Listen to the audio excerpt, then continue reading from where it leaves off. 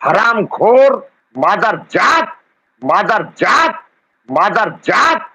तू अपनी साले ऐसी दोनों को तू स्क्रिप्ट लिख करके देता है कि तू अपने को द्रौपदी बना, मुझे श्री कृष्ण बना। घंटे, झंडू, हरामखोर, तू साले अपनी तुलना श्री कृष्ण से करवा रहा है और एक अय्यास औरत की तुलना तू द्रौपदी से करवा रहा है। यार, द्रौपदी जी ऐसी नहीं थी, द्रौपदी जी अय्यास नहीं थी, द्रौपदी अय्यास नहीं थी। जिस तरीके से ये तीन तीन पतियों को छोड़ करके अय्यासी का ड्रामा रचने, अय्यासी करने के लिए यहाँ आई थी, तो द्रौपदी जी से तुलना मत कीजिए। और श्री कृष्ण, एपी सिंह, श्री कृष्ण,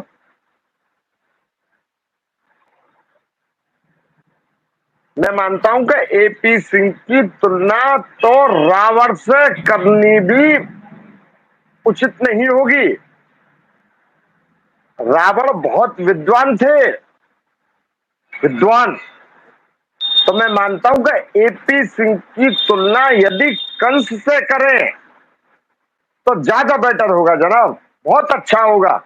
एपी सिंह की तुलना यदि कंस से करें, वो अपने भांजों की बलि देने के लिए तत्पर है, प्रयास कर रहा है। जो सीमा के बच्चों को उसने भांजा बना रखा है, वो तो कंस है, कंस। श्री कृष्ण से तुलना नहीं हो सकती, मैं बता रहा हूं। और यदि उसने की है तो मैं बता रहा हूं कि उनके नतीजा आ जाएगा उनके सामने। द्रौपदी जी के बारे में और श्री कृष्ण के बारे में जो दोनों कह रहे हैं ना बहन भाई, उनका वृत्तांत उनसे पूछ लीजिए ना, द्रौपदी कौन थी। जो श्री कृष्ण ने द्रौपदी को बहन बनाया था और जो बहन सीमा गुलाम हैदर बनना चाहती है, उनसे पूछिए कि द्रौपदी कौन थी। और उस, देखिए आप रोक देते हो, वरना मैं अभी कुछ कहता, मैं आपकी वजह से चुप हूं, मैं आपकी वजह से मैं थोड़ा चुप हो जाता हूं, वरना मैं अभी देता द्रौपदी और श्री कृष्ण का जवाब। मैं इन दोनों को बखूबी देता, मैं कौन द्रौपदी है और कौन श्री कृष्ण है। द्रौपदी अपने पति को छोड़ करके नहीं आई थी, अय्यासी करने के लिए नहीं आई थी, अपना मजा लेने के लिए नहीं आई थी द्रौपदी। मजा लेने के लिए, समझ गए होंगे ना, मजा लेने के लिए नहीं आई थी द्रौपदी। और श्री कृष्ण ने उनकी अय्यासी की तो कोई बात ही नहीं कही। श्री कृष्ण की बहन अय्यास हो नहीं सकती। तो ये तो साले कुत्ते, हरामखोर, मादर जात, तू अपनी साले ऐसी दोनों को तू स्क्रिप्ट लिख करके देता है कि तू अपने को द्रौपदी बना, मुझे श्री कृष्ण बना। घंटे, झंडू, हरामखोर, तू साले अपनी तुलना श्री कृष्ण से करवा रहा है और एक अय्यास औरत की तुलना तू द्रौपदी से करवा रहा है। साहिब जी, मैंने आपसे कल भी कहा था और आज भी कह रहा हूं, गुलाम हैदर को उसके बच्चे भी मिलेंगे और उसकी पत्नी भी मिलेगी। आज सीएए के कानून के तहत भारत के 300 व्यक्तियों, मतलब भारत में रह रहे 300 व्यक्तियों को नागरिकता मिल चुकी है। इसको साहिब जी कतई नहीं मिलेगी, जन्म जिंदगी कतई नहीं मिलेगी, मैं बता रहा हूं आपको। मैं इनके जो भैया जी हैं ना श्री कृष्ण, जो अपने आप को श्री कृष्ण कह रहे हैं, वो भी इनको नागरिकता नहीं दिलवा सकते, मैं बता रहा हूं आपको। मैं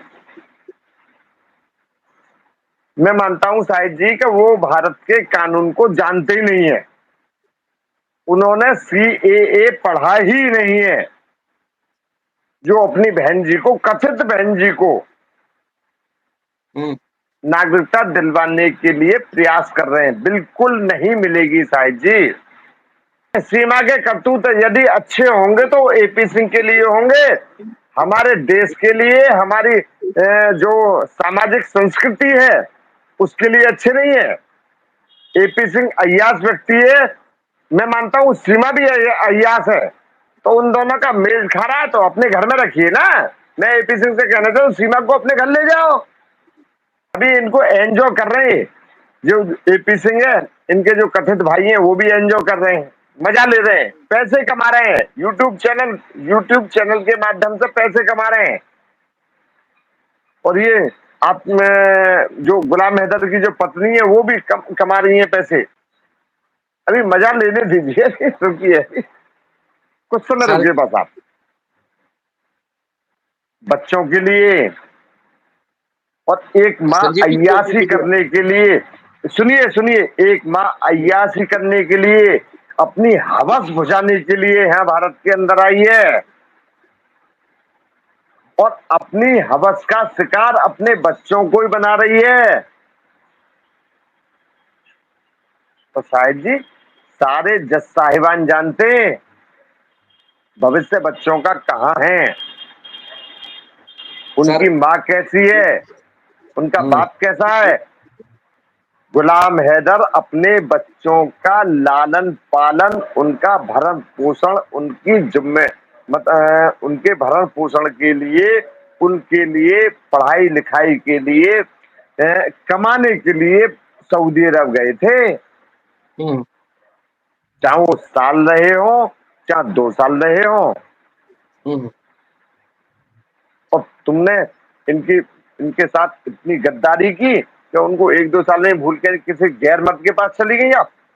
यदि कोर्ट इसके खिलाफ जो मैंने बताया आपको इसके विरुद्ध फैसला करती है तो गुलाम हैदर भाई मैं आपके लिए सुप्रीम कोर्ट तक जाऊंगा, मैं आपके हक के लिए। मैं संजीव जी से पूछना चाहता हूं, मैं आप अंदाज क्या लगाते हो, आप क्या सीमा हैदर मुझ पर केस लड़वा लेगी? बिल्कुल नहीं। अब तो उसका भैया है ना जिसको कृष्ण कन्हैया बताती है, तो मेरे पास क्यों आएगी संजीव जी? उम्मीद ही छोड़ दीजिए आप।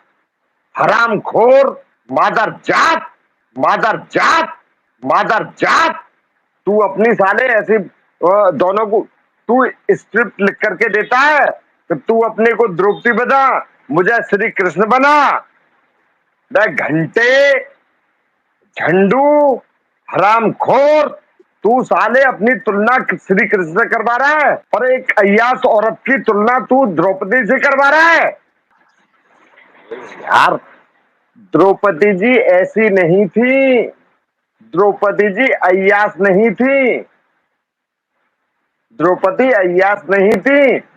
जिस तरीके से ये 2-2 3-3 पतियों को छोड़ करके अय्यासी का ड्रामा रचने, अय्यासी करने के लिए यहाँ आई थी, तो द्रौपदी जी से तुलना मत कीजिए।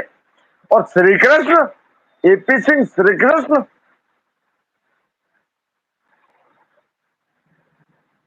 मैं मानता हूं कि एपी सिंह की तुलना तो रावण से करनी भी उचित नहीं होगी। रावण बहुत विद्वान थे, विद्वान।